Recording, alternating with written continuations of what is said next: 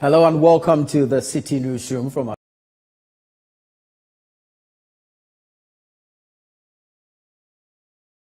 coming up.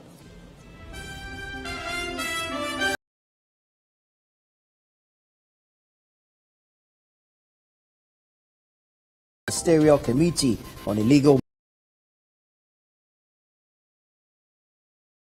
of being complicit in the fight against illegal mining. Meanwhile, lead partner at Africa Legal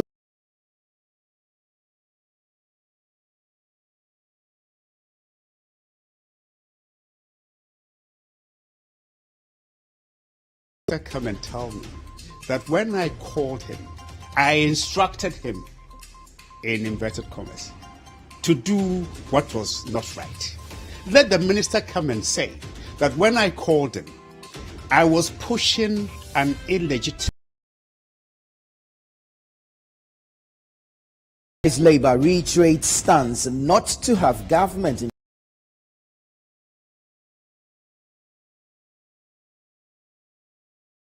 the Board of Trustees of all pension funds not to honor the invitation to participate in the so-called alternative offer for pension funds. Still ahead, Chairman of the Greater Accra Regional Security directs divisional and district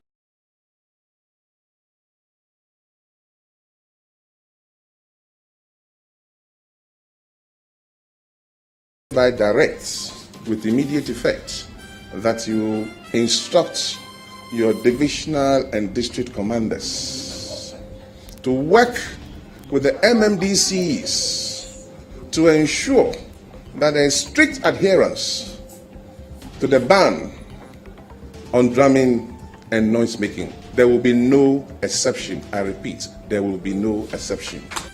And later, Electricity Company of Ghana Task Force uncovers about 30 apartments connected illegally to the national grid without meters.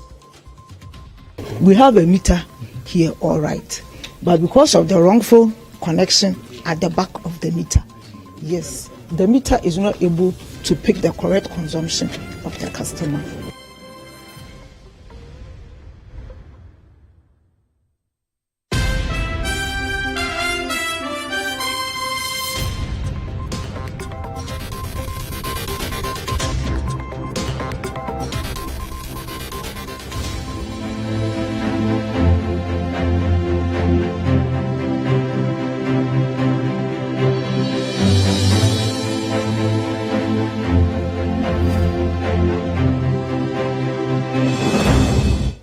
Let's now bring you the details of our stories now. And former Minister of Environment, Science and Technology and Chairman of the defunct Interministerial Committee on Illegal Mining, Professor Kwabena Frimpong Boateng, has accused some government officials of being complicit in the fight against illegal mining. Professor Frimpong Boateng says key individuals, including officials, in the fight against galamsey. In a report cited by Citi News, Professor Frimpong Boateng says his committee faced a lot of challenges during its work. Citi News' Sami Yafe has more. The 36-page report sent to the Chief of Staff at the Office of the President says some MPP bigwigs engaged the services of Chinese nationals to do galamsey on their behalf. Professor Frimpong Boateng says, and I quote, "Throughout our struggle with illegalities in the small-scale mining sector, what baffles me was the total disregard of the President's commitment to protect the environment. I can state without any equivocation that many party officials, from the national to the unit committee levels, had their friends, PAs, agents, relatives, and financiers engaged in illegal mining." Unquote. I'm not referring to party people who had their legitimate concessions and were mining as instructed to do.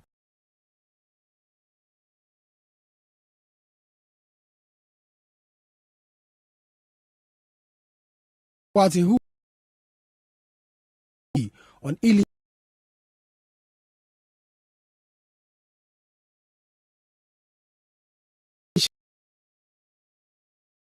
all other ministers abandoned the work of the committee. Quote, "To make matters worse, the chairman was personally attacked, vilified, and framed for things he had not done. Such assault came from many people, including some of the ministers who effectively left the work of the committee. The report added that an MPP MP in the Ashanti region used his position as a member of the Minerals Commission to acquire several large-scale concessions in his district, ostensibly for community mining purposes. Professor Frimpong Boateng says the to private individuals, including party members, for an amount of 200,000 cedis per concession. Quote, this angered the party in the constituency, so during the 2020 primaries to elect a candidate, the electorate voted against the sitting MP, who was more resourced than other candidates, unquote. Meanwhile, the former member of parliament for Manson Kwanta, Joseph Albert Kwam, has denied aspects of the report that implicates him. He says he has never owned a mining concession, neither has he been involved in Galamsey. Don't even have a penny of a concession, just a pin of a concession, let alone several, 12, multiples of 12 and others. No. And he says you sold them for 200,000 cedis. So that is why I'm saying that once I own one, then of course the second assertion that the second statement that he's saying would hold. But I don't have a concession. Professor Frimpong Boateng in the report also cited instances where leading MPP officials served as legal counsels for persons accused of involving in Galamsey and destroying the environment and water bodies. The former Minister for Environment says he put together the report dated 19th March 2021 following an order from the Chief of Staff. He in the report also accused a reporter of engaging in unlawful excavator sale and money laundering at the behest of some government appointees. He disclosed that there were people in government that wanted him out because of his stance on illegal mining activities in the country. Professor Frimpong Boateng disclosed that the very beginning and actions of military personnel deployed to effect arrest of illegal miners triggered the entire falsehood about him being responsible for the missing excavators at the time. Quote, the true story is that at the start of Operation Vanguard, the soldiers were supposed to arrest the excavators, but they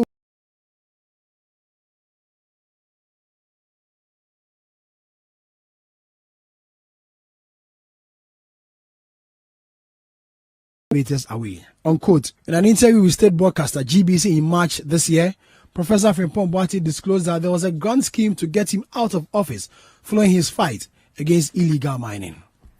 We got a report that they had immobilized over 750 something excavators. So we appointed somebody to go around and check. When we went around, I think we got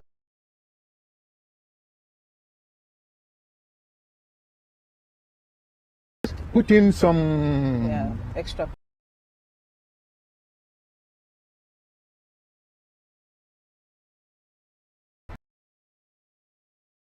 scheme, even within the party and government, to get you out. So that, look, why is it when I left, now everybody is in the forest? At that time, you dare not enter the forest. Yeah. You know, but as I said, I don't want to go into details now because I have a lot to say on that. But let me tell you that I did not take one excavator for anything. And they know the truth. Now things are coming up. We know those who are behind it, and the party people who are there, people in government, including Jubilee House, who are doing Galamsey and so on, even now. Well, let's still stay on this matter because lead partner at Africa Legal Associates, a law firm in Accra, Gabi Ochiridako, has dismissed allegations by the former Minister of State, Professor Frimpong Boateng, that he had interfered with his fight against illegal mining in Ghana. In an exclusive interview with Vivian Kai Loko of Citi News, Mr. Ochiridako explains that the claims of the minister were unnecessary. He adds that the only reason he called the minister was to ascertain a report his law firm had that his client's legitimate operations were being frustrated by the minister, although they have received all the lawful permits needed to engage in exploration. So I'm here with Gabi Otri-Darko. I'm here with him because his name has been cited in that report that was presented by Professor Frimpong Boateng to the Chief of Staff on issues around illegal mining, Galamsey, during his tenure, and some of the challenges he faced and people who he says interfered with his work. Now, Gabi's name has popped up twice in that report.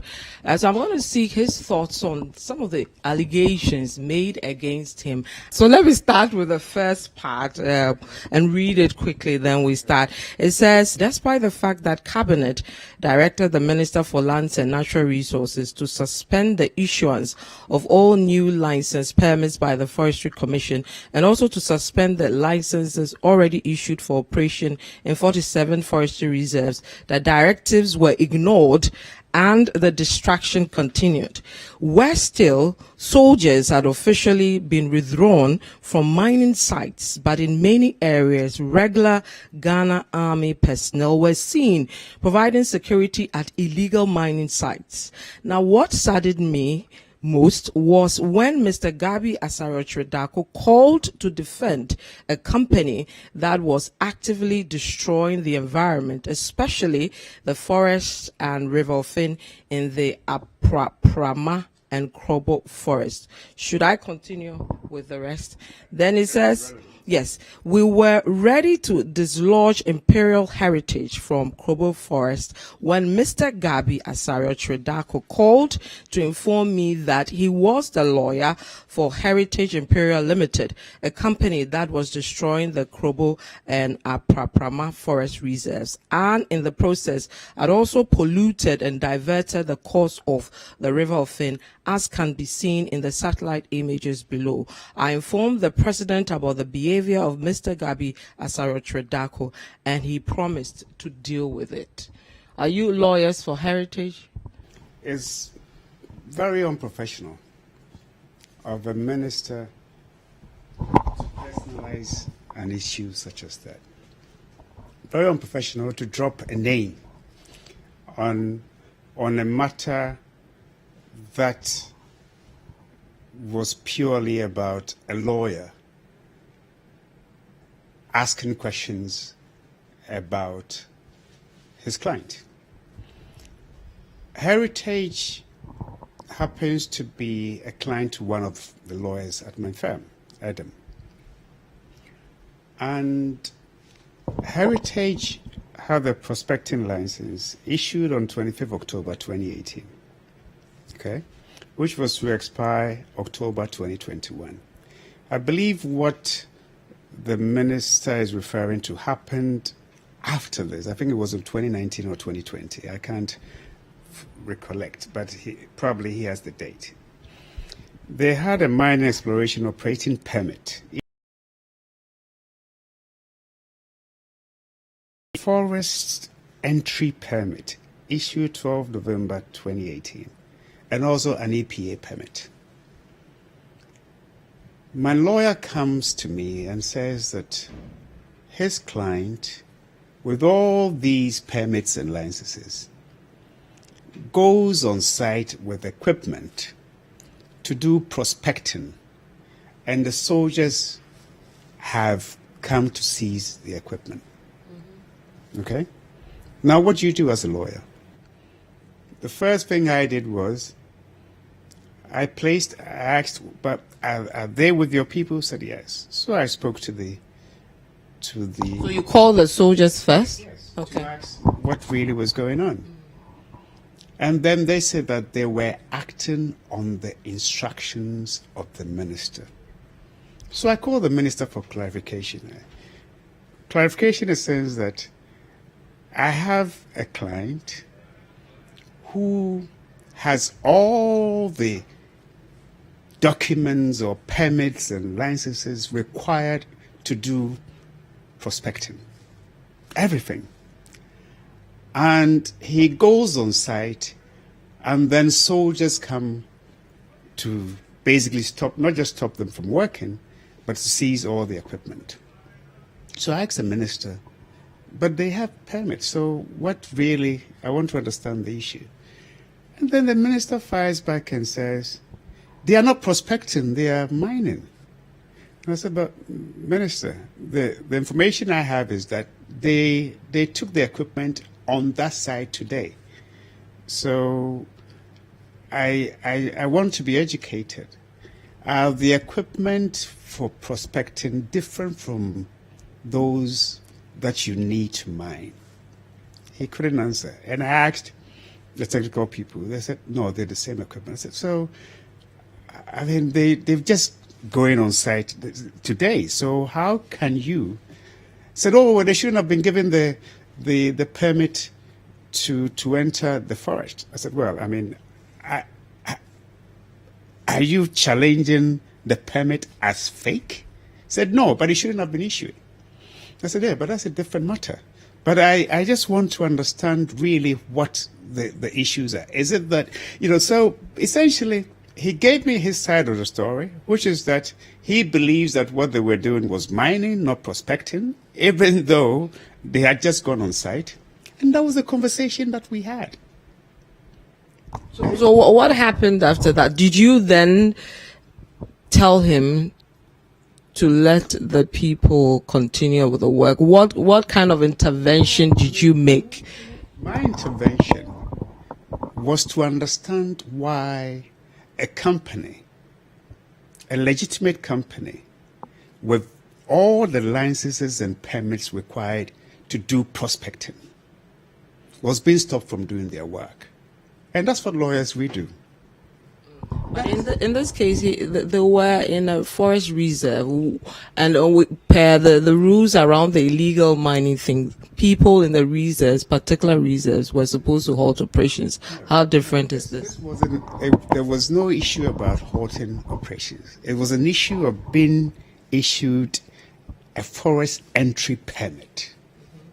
And they entered the mining concession after they were issued all the permits. So even if there was an issue, then it is an issue between the regulatory bodies. Okay? I mean, I wasn't even, if you like, it's not my brief, as it were, but it's because their job was being frustrated. And I had before me all the documents that they required to do legitimate mining, and they were being frustrated. That is why I placed the call, to understand why that was happening to them. I'm very disappointed in the minister deliberately, because that's all I can say, deliberately twisting an inquiry by a lawyer of a client's issue to be an interference. And the thing is, this is a phone call that lasted maybe 3-4 minutes. And he said, it ended by saying, look, they shouldn't have been issued the license in the first place. So that's when we ended the conversation. So I went back to ask the question. I said, no, it's the Forestry Commission that issued us this license.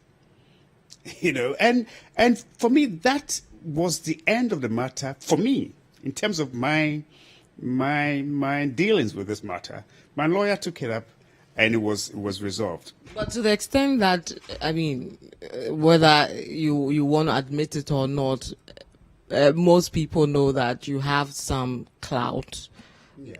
You're influential, and all that with regards to government and all that. You calling the minister, it's not out of place for him to feel that you're interfering based on this background. Let the minister come and tell me that when I called him, I instructed him, in inverted commas, to do what was not right. Let the minister come and say that when I called him, I was pushing an illegitimate point. Let the minister come and say so. If you read, has he said anything like that? All he said, because my points, I based my intervention on the legality of what my clients were doing and what I saw to be the illegitimate action of the state against a company that the same state had issued permits and licenses to undertake its business legitimately. Now, in this report, he says he told the president about what you had done, and the president said he would deal with the matter. Did the president ever call you or speak to you on this particular matter? But it even tells you how weak the minister's understanding of his position is. If what I did was illegitimate, why don't you take the right action? He's going to report me to the minister as if he's a teacher, and the president is a master, and I'm what, a school prefect, and I've done something wrong. I mean, what kind of silliness is this? I mean, I don't even want to comment on that. That he reported me to the president. For the president to do what?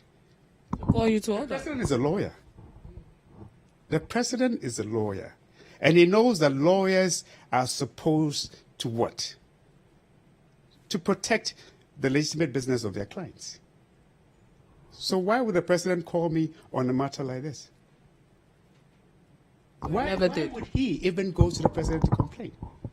Because it's not as if he was going to say that when he got the soldiers to freeze or stop the people from working, I went to give a counter instructions to the soldiers. And the soldiers, ignored his and took mine. Do you understand what I'm saying? Calling him, asking questions, snooping around. Isn't that interference, Gabi? No, but really, isn't it what you do? My job is to snoop around, get information, and all that. And my job is not to protect the right of my client. I think he see. I can't speak for him, but you think the issue to do with Gabi as a person, not as a lawyer. But I'm saying that when I called him, and he is in his report, I told him that I'm a lawyer for the company. If they have all the permits issued legitimately by the state entities that are supposed to issue the permits and licenses, if they are working, then you, the minister, you have no right to interfere. But that is what he did. Yeah, but he found out. What he did is rather what I saw to be interference, not me intervening on behalf of my client. So he found out along the line that what they were doing, they were in a reserve they shouldn't be.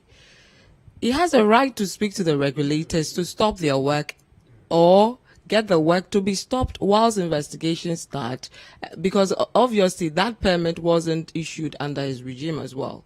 No, but he was what? In charge of what? Science and environment? Yeah. And there was an EPA permit. It's not under him. It is under him. EPA permit that was issued. I can show you a copy of the EPA permit. Is that not under him? It's under him. Good. There was a forest permit, entry permit. It was not under him, but it was under a commission that is a constitutional body. Okay? All right. So really, if I call him to understand the basis of the action he had taken, and yes, I mean, I'm able to call him because I have to protect the interests of my client. And if I called him because I felt that he was acting ultra vires, outside of his powers, I'm the one who is in the wrong. What happened to your company in the end, your clients? What happened to them? In terms of when the truth was established that they were doing things legitimately, what were due them, which they could retrieve, they got them back. So they've left, they're no more mining there? Not that I'm aware of.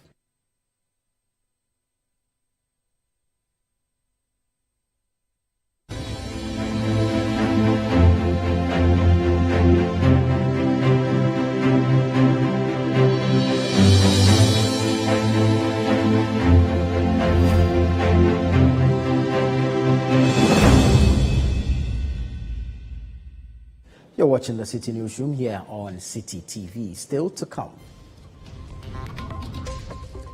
Electricity Company of Ghana's task force uncovers about 30 apartments connected illegally to the national grid without meters.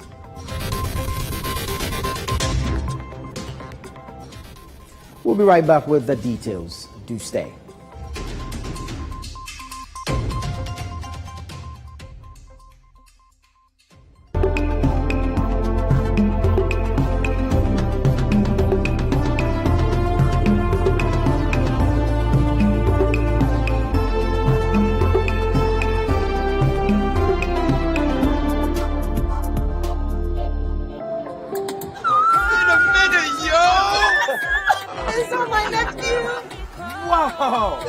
Things has changed, yo. Yo, Ajma, look at you all grown up, yo. Some things never change, like Gino's quality recipe that gives my food that rich color, unique natural taste every time. Smells good, yo.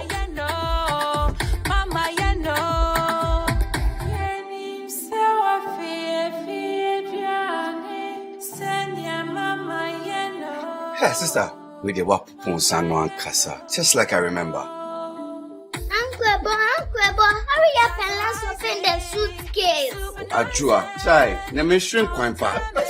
Best jollof I've ever eaten. Wow, this is real jollof, mommy. Gino dear, Emma Brianna de Ankasa. Say Gino dear, fie. It's delicious, yo.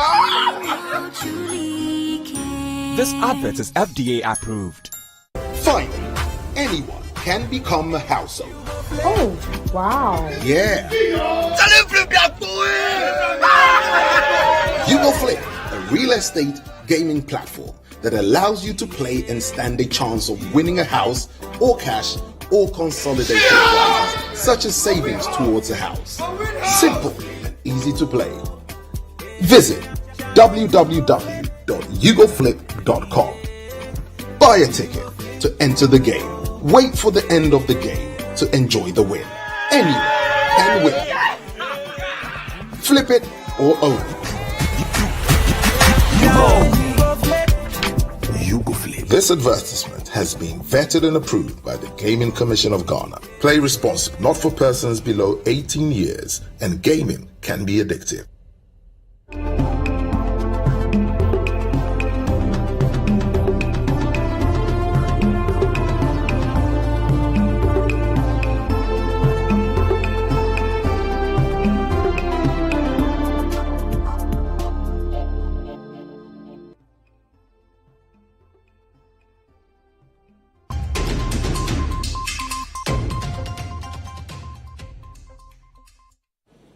You're welcome back. Now, the Accra East region of the Electricity Company of Ghana, ECG, task force has uncovered about 30 apartments connected illegally to the national grid without meters.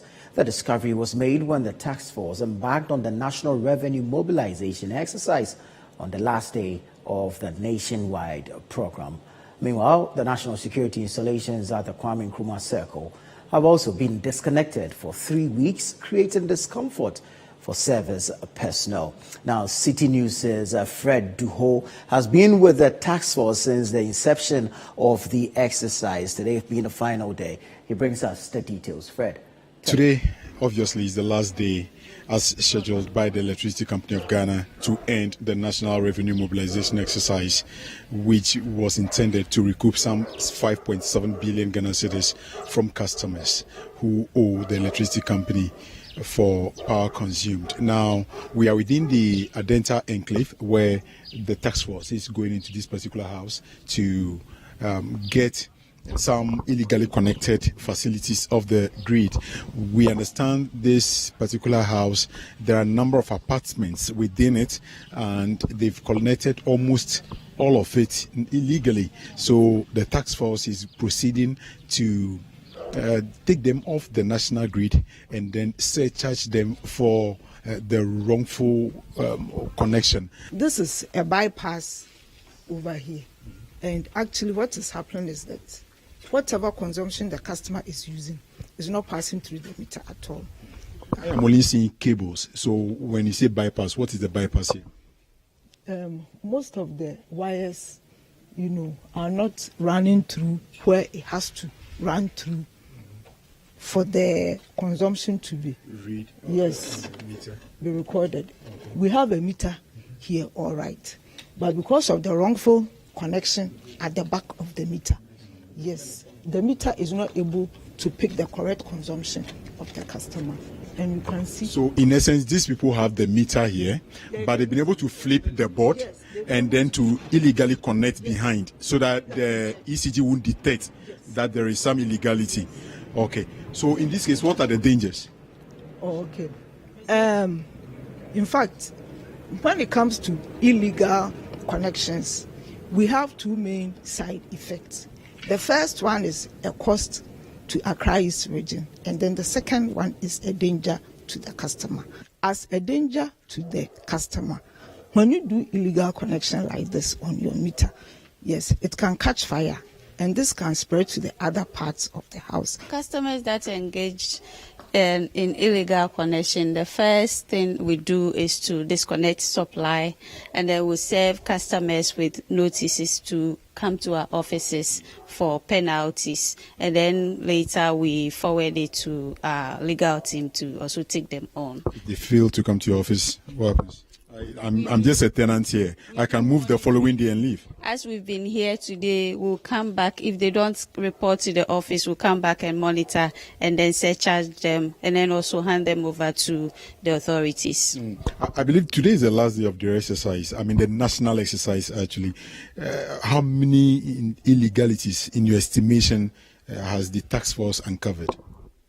Well, for Accra East region, I might not be able to give a concrete figure because we are now compiling, as you said, we are ending today. So after today, then we compile from all the districts to know how many illegalities were detected, and then later we can give accurate figures. The task force is moving from one building to the other, about 30 apartments, we understand, over 20 of them connected directly, while only 2 or 1 meter is working correctly.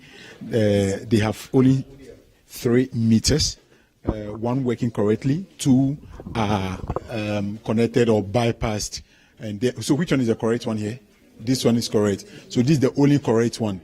The rest 2, they've done bypass. So that is the team of task force, one of them climbing the pole to take this particular facility off the national grid. And they are hoping that the landlord would proceed to the offices of ECG, and he will be taken through the process for him to be able to acquire meters for all the 30 apartments that he's rented out, and most of them connected illegally. Some of them, they've done bypass for the meters.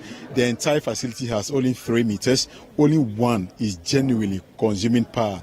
The other 2 have done bypass, while the rest of the facilities, they've just connected directly. The entire facility is now completely out of power. These facilities, which houses the National Fire Service, the Ambulance Service, and the police at this particular location, they are without light for 3 weeks now. They've been disconnected from the national grid for non-payment of electricity bill. But the information I am gathering is that they are not responsible for paying their bill because they fall under the national security. And essentially, the assembly is also not trying to take responsibility for settling the debts. Those are personnel from the National Fire Service seated under this particular shed because the temperature in their room or in their office is unbearable. In their office right now, the fan is not working, and we can see that the television on the wall is also not working. Not working in the sense that there is no power for them to, in actual fact, power these electrical gadgets to be able to enjoy their office here at Circle. We can see that they have printers, they have desktop computers, they have photocopiers. All of it, we understand, are not working. On the back of the disconnection of power to some facilities within Circle, which falls under the Korle Klottey municipality, we've come to the office of the municipal chief executive, Honorable Ni Ajay Tawia. We are taking steps so that we can have probably a separate meter for the municipality. So we don't have any intention of not paying our bills. But like I'm saying, there are all other security agencies that are connected to the place. So just expedite things and make sure we are removed because, in our case, we pay for the bills here. We pay for the bills of the sub-offices all over the municipality. We pay some of the bills of both electricity, water, and some other things also for some of the schools in the municipality. So we pay our bills. And as soon as this separation is done, you see that there will not be issues with the assembly's bills at the place. My name is Fred Duho reporting from the Adenta Enclave for Citi News. Now, organized labor have collectively reiterated their stance not to have government include their pensions in the domestic debt exchange program. They made a pronouncement after they discussed pensions in Accra on Thursday. The discussions were to firm up the decision by organized labor with regards to the new proposal by the government on an alternative debt restructuring strategy. The following report by Citi News' Eno Safo has more. In April 2023, the Minister of Finance, Ken Oforiatta, urged the Board of Trustees of Pension Funds to allow for pension funds to be included in government's new proposed debt restructuring offer. The minister in a statement explained that the new proposal is aimed at alleviating the cash constraint on the government in the coming years while fully compensating the pension funds for the value of their current holdings. However, several stakeholders have warned that any move to add pension funds in the debt restructuring program will overburden its already poor members. In a meeting to firm up discussions on a decision on their pension funds, Secretary General of TUC, Dr. Anthony Yalba, reiterated that any attempt by the government to undermine a memorandum of understanding that was signed by Labour and government with regards to the exemption of pensions would be fiercely resisted. The leadership of organized labor has since become aware of a letter dated April 7, 2023, inviting the Board of Trustees of Pension Funds to participate in a new Government of Ghana proposed alternative offer for pension funds. We have scrutinized this letter and other accompanying documentations, and we have come to a firm conclusion that they amount to roping pension funds back into the DDE program.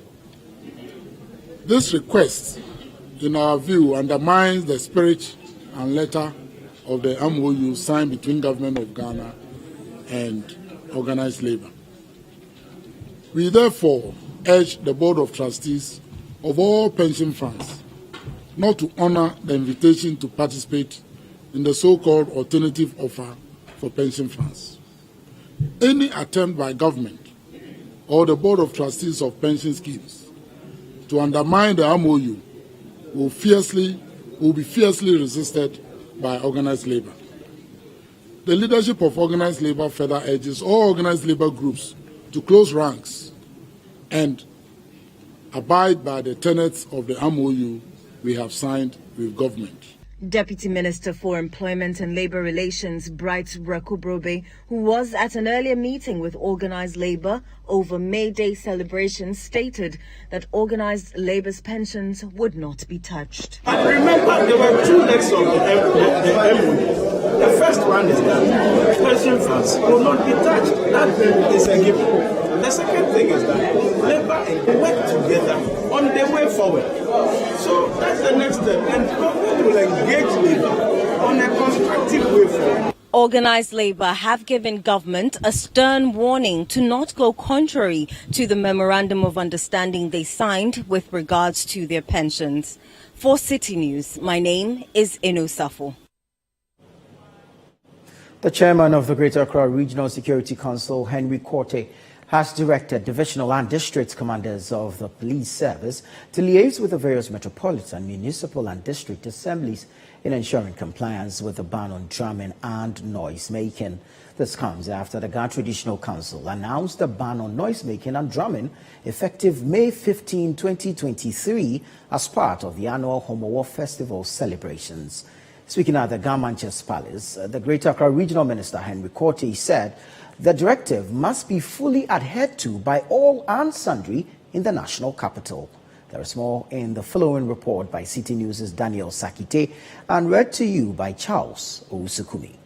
The Homowo Festival, celebrated by the Ga people, symbolically represents hooting at hunger. As part of rituals marking the festival, the Ghana Traditional Council on Thursday announced a ban on drumming and noise-making effective May 15, 2023. Addressing the media, the Public Relations Officer of the Ghana Traditional Council, Ni Late Anum Tete, outlined the itinerary for this year's celebration. The Ghana Traditional Council announces to the public that the 2023 Ganhomo Festival will commence with the Shiba, that's cleansing the sacred farm, on Monday, the 8th day of May 2023. This will be followed by the Maadumo, that is a ban on drumming and noise making, on Monday, the 15th day of May 2023. During this period, the Ghana state will fast and pray for rainfall, a bounty harvest, and good tidings. The Ghana Traditional Council urges the general public to take notice and observe the rules regarding the ban on drumming and noise making.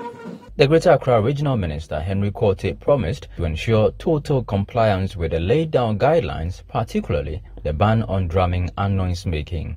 He thus directed divisional and district police commanders to liaise with MMDCs to ensure compliance. I will hereby direct with immediate effect that you instruct your divisional and district commanders to work with the MMDCs to ensure that there is strict adherence to the ban on drumming and noise making. There will be no exception. I repeat, there will be no exception. No police officer or any member of the security intelligence agencies is supposed to flout this. Ban on drumming means ban on drumming. The MMDCs are hereby directed to go back to their respective assemblies and hold MEDSEC, MUSEC, and DISEC meetings. Invite all the faith-based groups. The chairman of the Greater Accra Regional Security Council also cautioned the task force to be established by the traditional authorities not to take the law into their own hands while ensuring compliance. I also cautioned any task force that may be put together by the traditional council to work with the security and intelligence agencies not to take the law into their own hands because they don't have the locals to do so. That has been well communicated to them. Meanwhile, Henry Quartey has threatened to take legal action against persons accusing him of selling portions of the reclaimed land at Agboboloshi. I have given him a week from Monday for him to use the same medium to retract that allegation against my person. Failure to do so, I will speak to my lawyers and will institute a court action against him. I'll seek for damages, a minimum of 4 million Ghana cedis from him, and that I will do. The media engagement was also used to recognize Dr. Nathaniel Nikujo, a freshly graduated medical doctor from the School of Medical Sciences at the University of Cape Coast, for sweeping 16 awards at the second session of the 55th congregation held at Cape Coast some days ago. This is the Citi Newsroom here on Citi TV. Still to come. Social networking service Twitter removes thousands of legacy verification check marks previously given freely to celebrities, politicians, journalists, and others. Stay with us. We'll be right back with the details.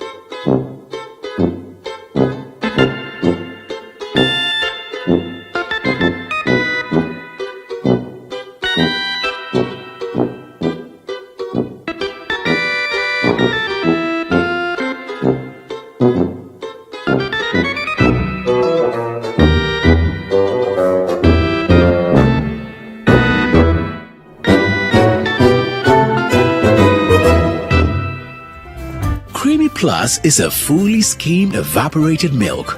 Creamy Plus is available in a shop near you. This message has been vetted and approved by the FDA.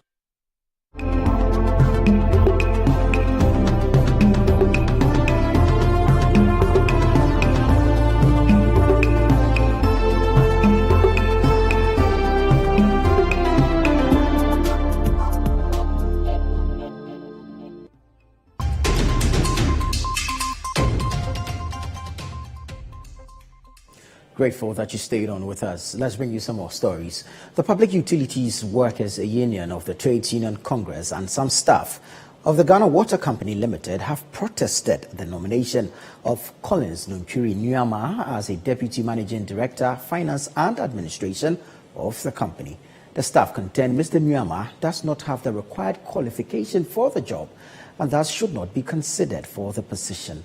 The following report has more. Clad in red during a protest at the forecourt of the Ghana Water Company Limited, the staff of the company and the Public Utilities Workers Union of the Trades Union Congress say they will resist any attempt by the government to appoint Collins Nunchiri Nyama as a Deputy Managing Director, Finance and Administration of the company. They allege Mr. Nyama does not have the requisite experience and expertise to run the office. According to them, the office requires a certified chartered accountant belonging to an accredited institute of chartered accountants, adding that the appointment of Mr. Nyama, who has no certification in that field to superintend the work of subordinates who are qualified chartered accountants, will only create tension. We want to state on record that we are not against the appointment of heads of entity by the presidency, but our concern is that the position of the managing director, it's an appointee of the presidency. But the deputy managing director, we believe it's a position that should be filled with people with both the technical and institutional knowledge of our operations. We also believe that the technical people would also help the managing director, who is a political appointment, to do his work appropriately. We also want to state that the profile of the purported nominee indicates that he lacks the requisite professional qualification to be a Deputy Managing Director, FNA. With this, we want to state that the appointing authority should reconsider the decision of the nominee for the position of Deputy Managing Director, Finance and Administration for Ghana Water. Addressing the media, the first Vice Trustee of the Public Utilities Workers Union, Samuel Amo Kakaba, urged the government to reconsider its decision. You sent a petition. What has been the response so far? So the petition has been presented, and then we are waiting for the outcome from the ministry. We would reconsider our decisions, and then we'll look at the next step to take. Our position has been spelled out in the petition that we have written, that the appointing authority should reconsider the nominee. And then we have a lot of experienced people in the company. We have a lot of qualified people within who have the technical and institutional knowledge, which we think the appointing authority could also consider them. So far, the union has petitioned several stakeholders, including the Ministry of Sanitation and Water Resources. In view of this, Samuel Amokakaba says he is hopeful that their petitions will yield positive results. Twitter, an online social media and social networking service, has removed thousands of legacy verification checkmarks previously doled out to celebrities, politicians, journalists, and others. Twitter's old criteria for verification was based on accounts which were active, notable, and authentic.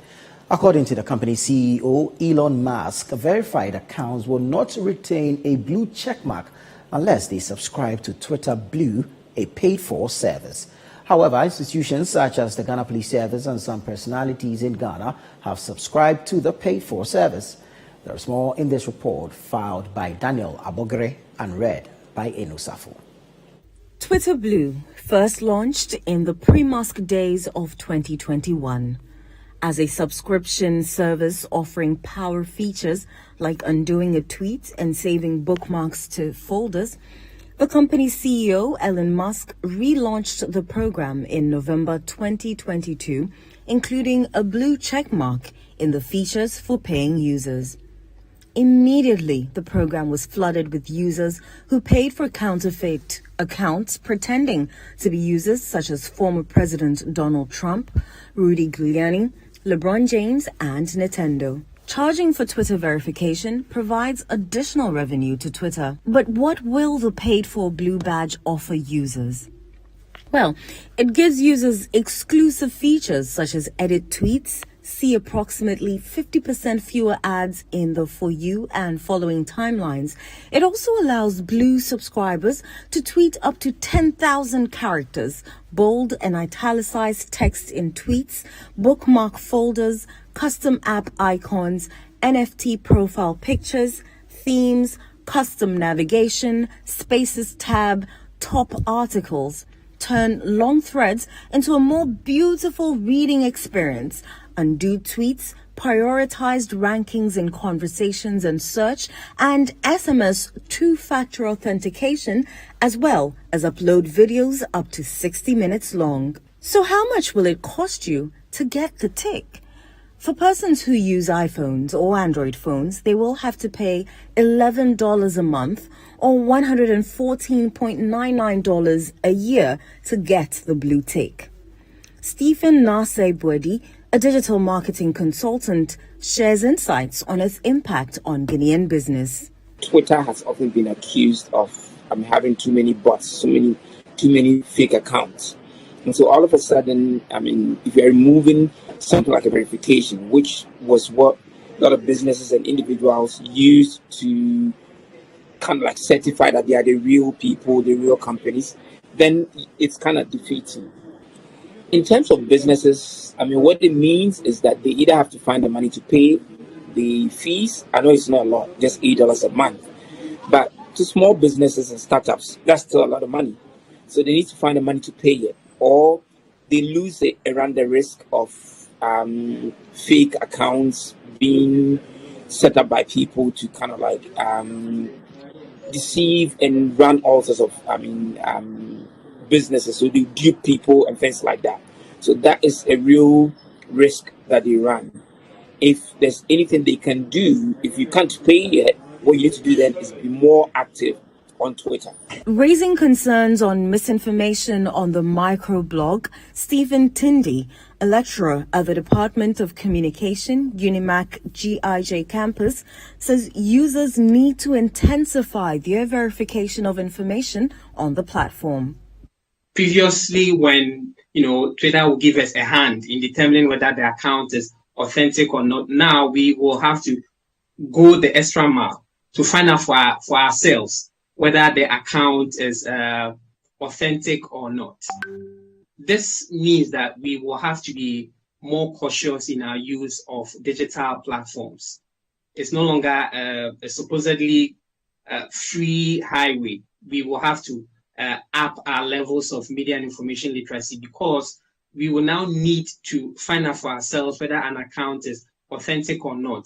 Besides that, every source of information is also a potential source of mis or disinformation. So just having the verification badge itself does not mean that every piece of information coming from that account is going to be truthful. So citizens or users of the platform will have to up their game, equip more media and information literacy skills to be able to check for themselves whether information on such platforms is authentic or truthful or not. So far, the only high-profile account to initially lose the check mark signifying its authenticity is the New York Times. That will be all for the Citi Newsroom here on Citi TV. Our website, citinewsroom.com, has more information on our top stories and more.